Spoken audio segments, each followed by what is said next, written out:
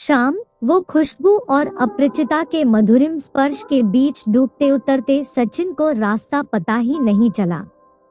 अपने किए पर सचिन को अजीब भी लग रहा था और प्यार भी आ रहा था। आखिर कैसे हो गया यह सब? अपने आप से प्रश्न करता हुआ सचिन उन पलों की यादों में खो गया। वह सोचने लगा जो हुआ ठीक तो नहीं हुआ, पर गलती केवल उसकी तो नहीं थी। वह भी तो पूरी तरह शामिल थी। इनफैक्ट उसी ने तो पहल की थी। फिर उसे याद आ गई उस रात की बहस जो उसके और श्रद्धा के बीच हुई थी। श्रद्धा ने जैसे निर्णय ही कर लिया था मां न बनने का, और वही सब उसके दिमाग पर हावी था शायद। उस रात सचिन काफी परेशान था। शादी के लगभग 3 वर्ष होने को थे। दोनों की रिपोर्ट नॉर्मल थी। पता नहीं क्या कारण था कि अभी तक श्रद्धा कंसीव नहीं कर सकी थी।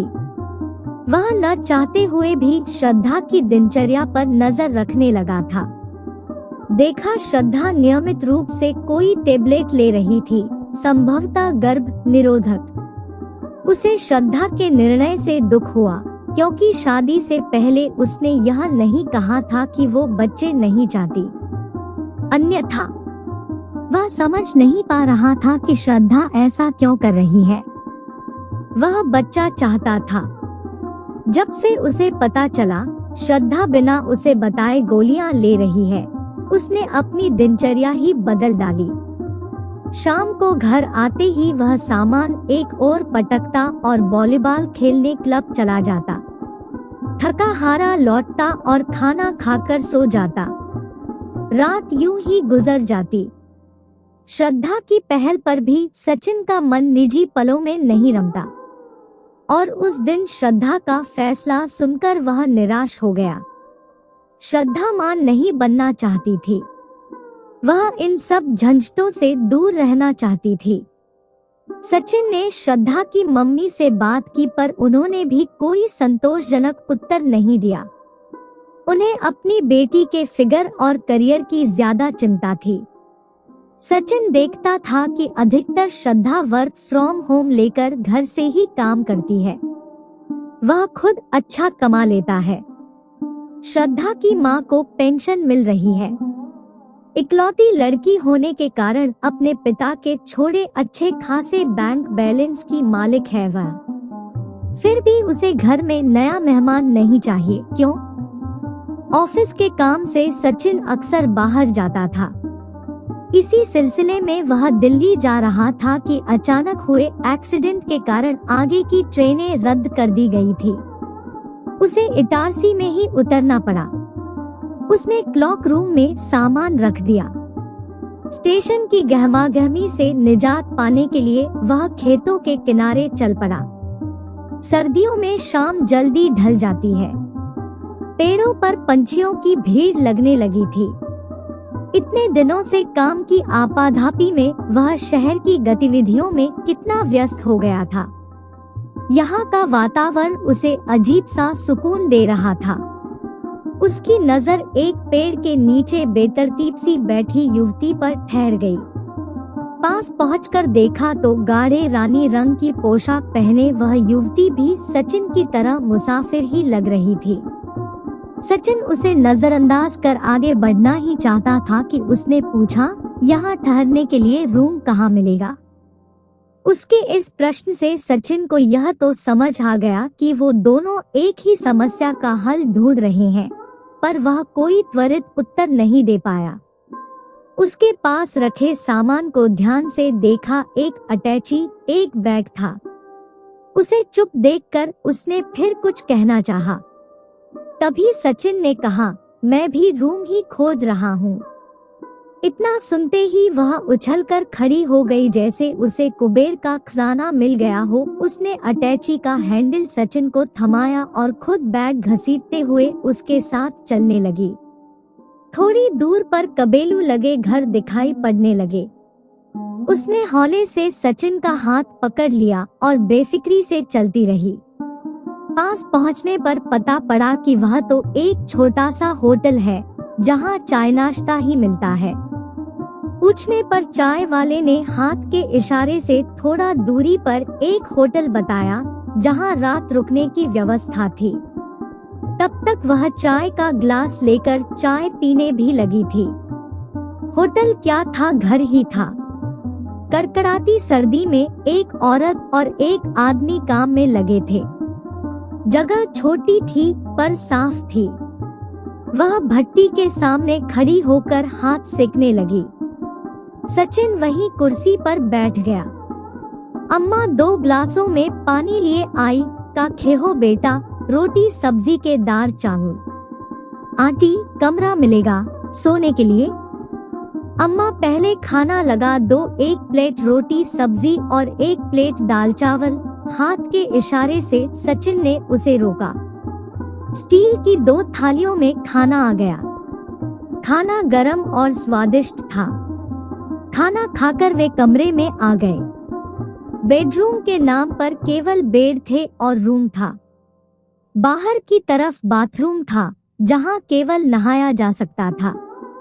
उसमें भी दरवाजे की जगह पर्दा लगा था। टॉयलेट का पूछने पर अम्मा ने दूर बने शौचालय की तरफ उंगली दिखाई।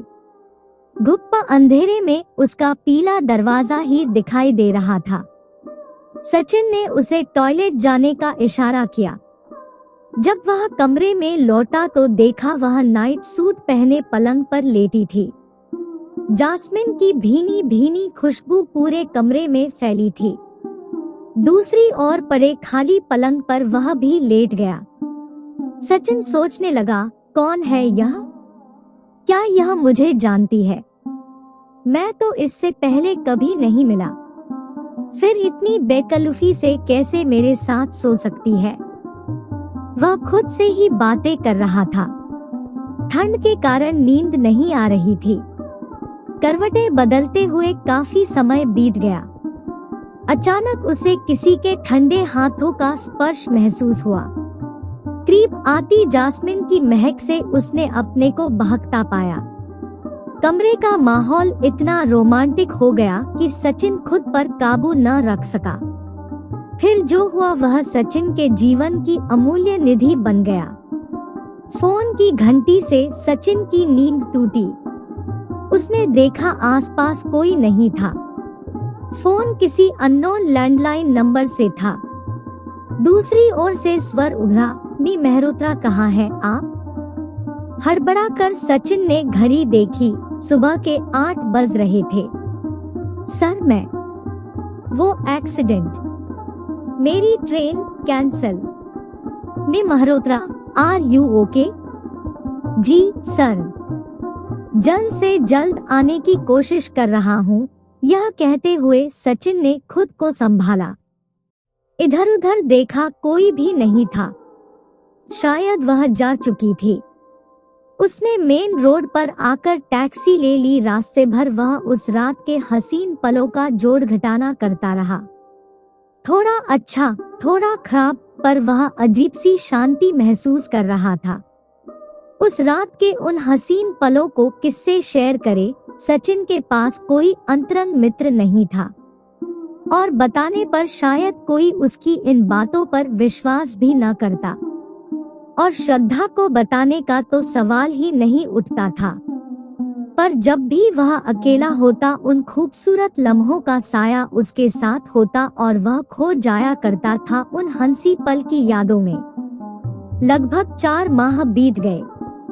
सब कुछ ठीक ठाक चल रहा था।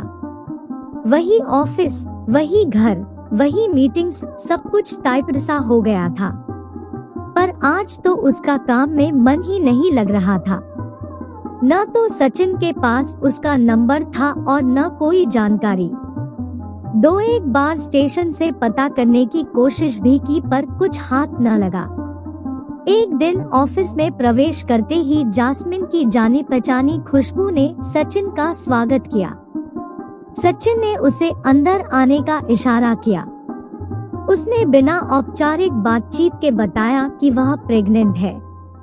सचिन ने घर जाने के बहाने हाफ डे लिया और उसे साथ लेकर ऑफिस से निकल पड़ा। दोनों एक रेस्तरां में बैठे। उसने बताया कि वह अविवाहित है, और अब उसके लिए घर से बाहर निकलना मुश्किल हो गया है। वह जहां काम करती है वहां इस बात का खुलासा नहीं किया जा सकता, अतः उसे नौकरी छोड़नी होगी। पहली बार सचिन को अपने निर्णय पर दुख हो रहा था। उस दिन का भागना सही नहीं था, जैसे उसके लिए मुसीबतों का पहाड़ खड़ा कर दिया था सचिन ने। पर कहीं यह मुझे धोखा तो नहीं दे रही? नहीं नहीं, यदि ऐसा होता तो मुझसे पैसों की मांग करती। वह तो सचिन को परेशान भी नहीं करना चाहती थी। हाँ, बच्चे को जरूर जन्म देना चाहती थी, केवल इसलिए कि उसके भीतर का ममत्व जाग गया था। आज सचिन को 7 जन्मों के रिश्ते पर एकाएक विश्वास सा होने लगा। यह संयोग नहीं तो और क्या था कि एक एक्सीडेंट के बहाने वह मिली। उसने सचिन की आंखों में न जाने वह सब कैसे पढ़ लिया, जो शायद आज तक श्रद्धा नहीं पढ़ पाई थी। सचिन को बच्चे की बेतरह चाह थी, शायद यह सब इसलिए हुआ। वह इस तरह सामने आए अपने बच्चे को गंवाना नहीं चाहता था। बातों बातों में उसने यह भी बताया कि उस सुबह जाते जाते उसने सचिन की जेब से उसका विजिटिंग कार्ड निकाल लिया था, इसी से उस तक पहुंच सकी। बहुत सोच विचार के बाद सचिन ने छुट्टी के लिए अर्जी दे दी। वह जैसी भी थी, जो भी सोचकर उसने सचिन से संबंध बनाए, पर उसने सचिन को न तो कभी असमय फोन किया और न अन्य किसी भी प्रकार का आग्रह। पता नहीं कैसे उसने इन कठिन परिस्थितियों में समय काटा होगा। एक बार उसे दूसरे शहर में घर दिलाने के बाद सचिन फिर दोबारा जा भी नहीं पाया उसके पास। कई बार मन बनाया, लेकिन श्रद्धा के गिरते स्वास्थ्य और दूसरी परेशानियों से जा न पाया, पर फोन से खबर लेता रहता और खचे पानी की व्यवस्था भी समय पर करता। प्रसव का समय निकट आ गया। 1 सप्ताह के लिए ऑफिस के काम से बाहर जाने का कहकर सचिन निकल लिया। श्रद्धा इन सब बातों से अनभिज्ञ अपने जॉब में मगन थी। एक प्राइवेट नर्सिंग होम में उसने एक स्वस्थ और सुंदर बच्ची को जन्म दिया। वह बहुत खुश थी। बच्ची को पाकर सचिन को विश्वास नहीं हो रहा था कि वह उसकी अपनी बेटी है। हफ्ते भर बाद उसकी देखभाल की सारी व्यवस्था कर जब वह लौटा तो मन में सुकून था, क्योंकि उसे वह इस बात के लिए मना पाया था कि उनकी बच्ची की परवरिश यदि वह और श्रद्धा करेंगे तो न सिर्फ बच्ची को आगे जाकर आसानी होगी, बल्कि वह खुद वापस नौकरी कर सकेगी। और अच्छी बात यह थी कि वह इस शर्त पर कि सचिन उसे कभी कभी उससे जरूर मिलाएगा, इसके लिए मान भी गई थी। अपनी बेटी को घर लाना एक नई समस्या थी। सचिन कोई बहाना तलाश कर रहा था।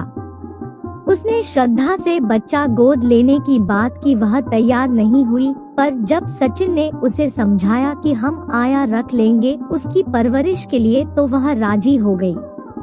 पर श्रद्धा ने शर्त रखी कि वे बेटी ही गोद लेंगे और उसकी देखभाल सचिन खुद करेगा। इससे सचिन की मुश्किल आसान हो गई। सचिन ने मनु को गोद लेने की प्रक्रिया आरंभ कर दी। जल्दी ही मनु घर आ गई। श्रद्धा कुछ दिनों तक मनु से दूर दूर रही, फिर अपने आप सचिन का साथ देने लगी। धीरे धीरे श्रद्धा मनु का बहुत ध्यान रखने लगी। सचिन कभी कभी आशंकित हो जाता कि कहीं वह घर आकर श्रद्धा को सब कुछ बता न दे। हालांकि जब भी वह मनु को उससे मिलाने ले जाता, वह ऐसा कुछ नहीं कहती थी। फिर भी एक अनजाना डर सचिन के मन में बना रहता। अब मनु 3 बरस की होने जा रही थी। इस बार जब वह मनु को उससे मिलाने ले गया, उसने कहा, अब मनु बड़ी हो रही है, तुम उसे मुझसे मिलाने मत लाया करो। मैं नहीं चाहती वह हमारे सच को जाने और इसकी वजह से तुम्हारा घर बिखरे। मैं अगले माह ही इस शहर से दूर चली जाऊंगी। हाँ, तुम मुझे मनु के हर जन्मदिन पर उसकी एक तस्वीर मेरे मेल पर जरूर भेज दिया करना। सचिन के जवाब का इंतजार किए बिना मनु के माथे पर एक चुंबन अंकित कर वह सचिन के जीवन से बहुत दूर चली गई।